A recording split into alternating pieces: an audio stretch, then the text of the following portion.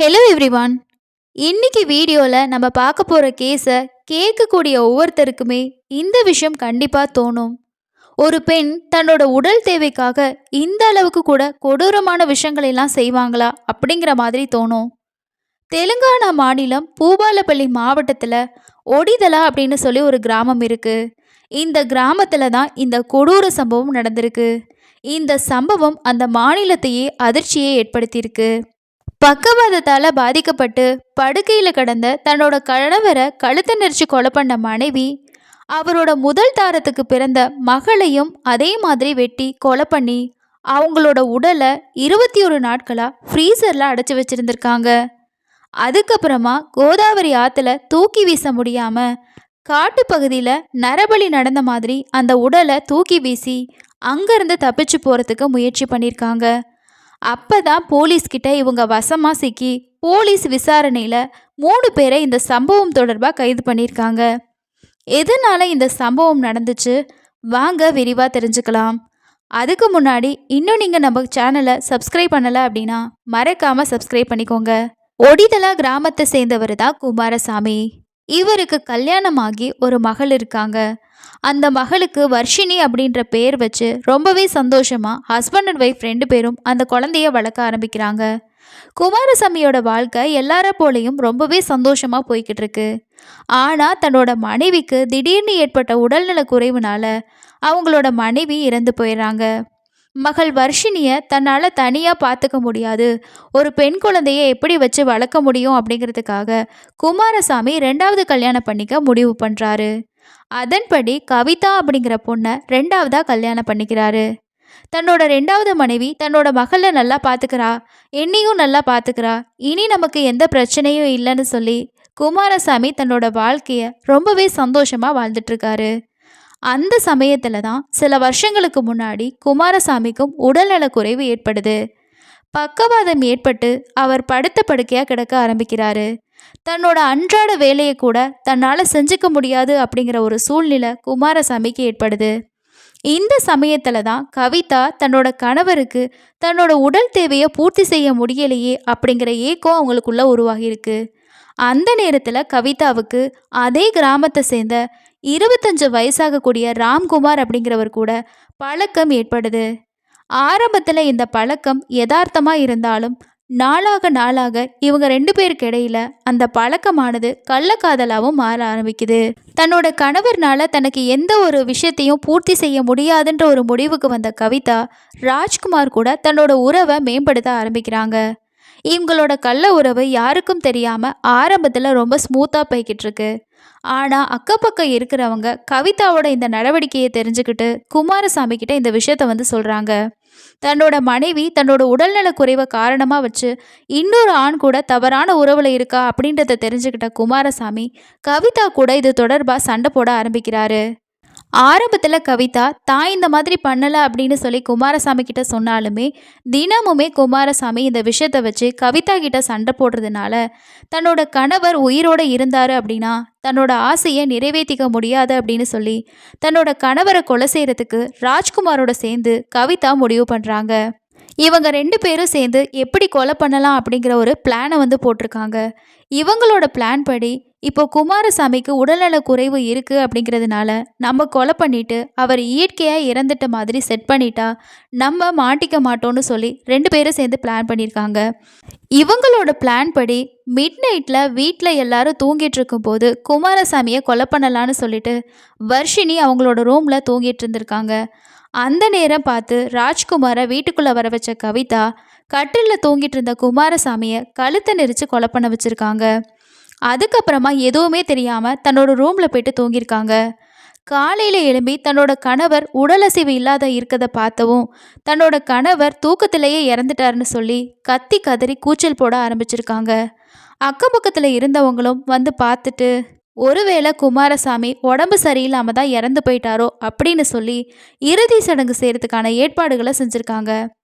பக்கவாதத்தில் இருந்தவர் திடீர்னு இறந்து போயிட்டாரு அப்படிங்கிறதுனால யாருக்குமே சந்தேகம் வரல. ஏன்னா அவர் ரொம்பவே முடியாமல் தான் இருந்தார், அதனால தான் அவர் இறந்துருப்பாருன்னு போல எல்லாமே நம்பிட்டாங்க. இதுக்கப்புறமா எந்த ஒரு சந்தேகமும் இல்லாமல் குமாரசாமியோட இறுதி சடங்கு எல்லாமே வீட்டில் இருக்கவங்க எல்லாரும் முடிக்கிறாங்க.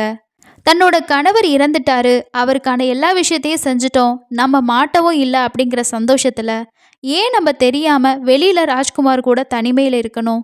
ராஜ்குமாரை தன்னோட வீட்டுக்கே கூட்டிகிட்டு வந்து அவர் கூட உல்லாசமாக இருக்கலான்னு சொல்லி கவிதா முடிவு பண்ணுறாங்க. இதுக்கப்புறமா கவிதா ராஜ்குமாரை அடிக்கடி வீட்டுக்கு வர வச்சு 2 பேரும் தனிமையில் சந்திச்சு உல்லாசமாகவும் இருக்காங்க. இப்படி கவிதா அடிக்கடி ராஜ்குமாரை வீட்டுக்கு வர வச்சு தனிமையில் இருக்கிறதையே முழு நேர வேலையாகவும் செஞ்சுட்டு இருந்திருக்காங்க.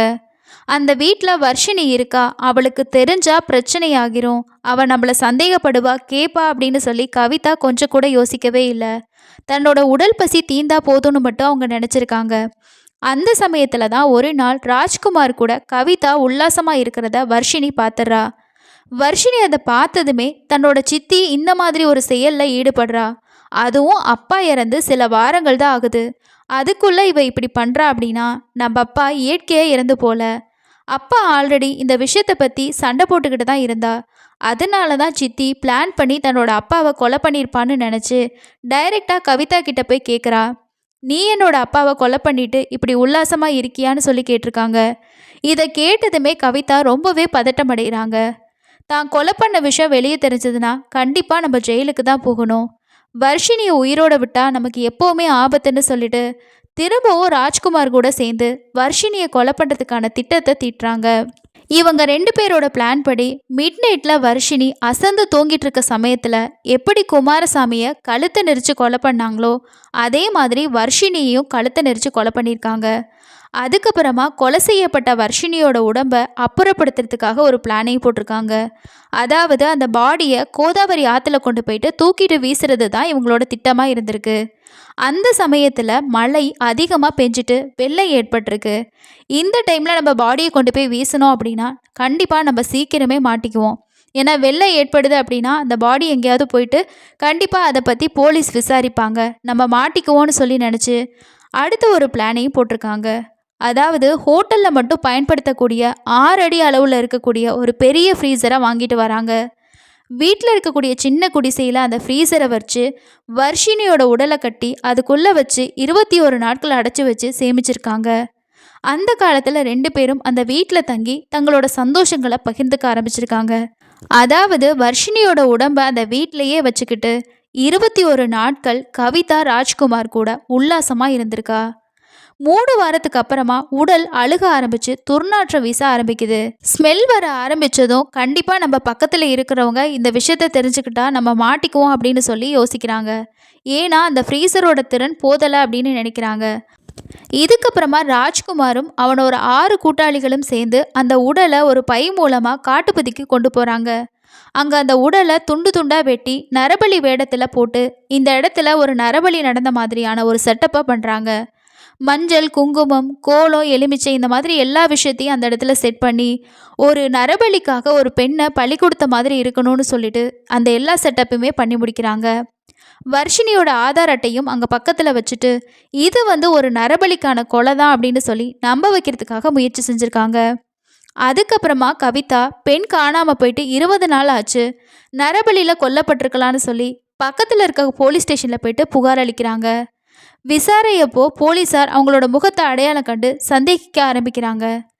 அதே நேரத்தில் காட்டில் உடலை கண்ட விவசாயிகள் போலீஸ்க்கு தகவல் தெரிவிச்சிருக்காங்க. போஸ்ட்மார்ட்டம் ரிப்போர்ட்டுக்காக போலீஸ் வெயிட் பண்ணிகிட்டு இருக்காங்க. அந்த போஸ்ட்மார்ட்டம் ரிப்போர்ட்டில் தான் ஒரு முக்கியமான தகவல் அண்ட் க்ளூ அவங்களுக்கு கிடைக்குது. அதாவது இந்த உடல் இறந்து 21 நாட்களுக்கு மேலாகுது அப்படிங்கிற விஷயம் தெரிய வருது. ஆனால் அந்த இடத்துல நரபலி கொடுக்கப்பட்டதுக்கான தடயங்கள் எல்லாமே புதுசாக இருக்குது. அப்போ இது ஒரு மோசடி அப்படின்னு சொல்லி ஈஸியாக போலீஸ் கண்டுபிடிச்சிடுறாங்க. மேலும் விசாரணையில் கவிதாவோட ஃபோனில் இருக்கக்கூடிய ஹிஸ்ட்ரியை எடுத்து பார்க்குறாங்க. அதில் அவங்க அடிக்கடி ராஜ்குமார் கூட பேசியிருக்கிறது தெரிய வருது. இதுக்கப்புறமா வீட்டிலேருந்து வர்ஷினி காணாமல் போயிட்டா அப்படின்னு சொல்லி ஒரு கம்ப்ளைண்ட் கொடுத்தாங்க இல்லையா, அந்த வர்ஷினியோட ஃபோனு ஆஃப் ஆயிடுச்சு அப்படின்னு சொல்லி கவிதா சொன்ன ஒரு ஸ்டேட்மெண்ட்டும் பொய்ன்னு தெரிய வந்துச்சு. இதனால் அவங்கள கைது செய்யப்பட்டு போலீஸ் விசாரணையை ஆரம்பித்தாங்க. இந்த விசாரணையில் கவிதா நடந்த எல்லா விஷயத்தையுமே போலீஸ்கிட்ட ஸ்டேட்மெண்ட்டாகவும் சொல்லியிருக்காங்க. போலீஸ்கிட்ட கவிதா என்ன சொல்லியிருக்காங்கன்னா, தன்னோட கள்ளக்காதலுக்கு கணவர் தடையாக இருந்ததுனால நானும் கள்ளக்காதலனும் சேர்ந்து தன்னோட கணவரை கொலை பண்ணி அதை ஒரு இயற்கை மரணமாக செட் பண்ணி அவரோட இறுதி சடங்கு எல்லாமே நாங்கள் முடிச்சிட்டோம். ஆனால் நான் என்னோட கள்ளக்காதலன் கூட தனிமையில் இருந்த விஷயத்த என்னோட மகள் பார்த்துட்டா. அது மட்டும் இல்லாமல் தன்னோட தந்தையோட கொலையில் தனக்கு சந்தேகம் இருக்கிறதான்னு சொன்னதுனால அவளையும் நாங்கள் கொலை பண்ணி ஆற்றுல தூக்கி வீசுறதுக்கு நாங்கள் முடிவு பண்ணோம். ஆனால் அந்த நேரத்தில் வெள்ளம் ஏற்பட்டதுனால எங்களால் அந்த விஷயத்த செய்ய முடியலை. இதனால் அவளோட உடம்ப நாங்கள் ஃப்ரீசரில் வச்சுருந்தோம். அதுக்கப்புறமா தான் இந்த நரபலி நடந்த விஷயத்த நாங்கள் செட் பண்ணி நரபலினால தான் வர்ஷினி கொலை செய்யப்பட்டா அப்படின்னு சொல்லி ஒரு கதையையும் கிரியேட் பண்ணோன்னு சொல்லியிருக்காங்க. இதுக்கப்புறமா போலீஸ் கவிதா, ராஜ்குமார் உள்ளிட்ட 7 பேரையும் அரெஸ்ட் பண்ணி நீதிமன்றத்தில் ஆஜர்படுத்தி அவங்கள இப்போ சிறையில் அடைச்சிருக்காங்க. இந்த சம்பவத்தில் ஐபிசி பிரிவு 302 அதாவது கொலை உள்ளிட்டவற்றின் கீழே பதிவு செய்யப்பட்டிருக்கு.